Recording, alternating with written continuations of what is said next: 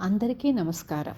అమ్మ మాట అమ్మాయి బాట ఛానల్కి స్వాగతం. కథ చెప్పుకుందామా? చిట్టి కథ. పాప విమోచన. ఒక గ్రామంలో సింగన్న అనే దొంగ తాను చాలా పాపం చేసినట్లు గుర్తించి ఆ పాపానికి పరిహారం ఏమిటా అని ఆలోచిస్తూ ఉండగా ఆ గ్రామానికి ఒక దొంగ స్వాముల వారు వచ్చాడు. అతను తన బోధలు వినడానికి వచ్చిన గ్రామస్తులతో, భక్తులారా, మనుషులు ఎందుకు మోసాలు చేస్తారు?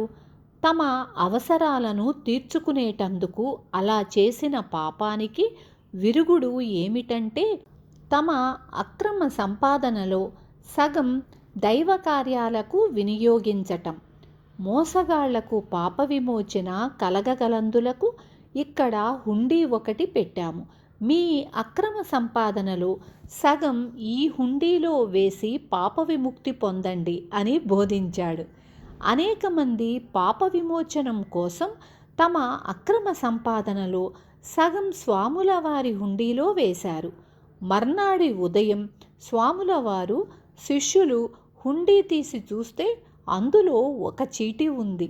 దానిలో ఇలా ఉంది: స్వామి, నేను నా అవసరం కోసం మీ హుండీ అంతా దోచేసి అందులో సగం తిరిగి హుండీలో వేశాను.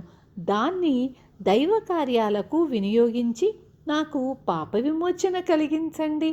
ఇట్లు సింగన్న. విన్నారు కదా? రేపు మళ్ళీ ఇంకొక మంచి కథతో మీ ముందుకు వస్తాను.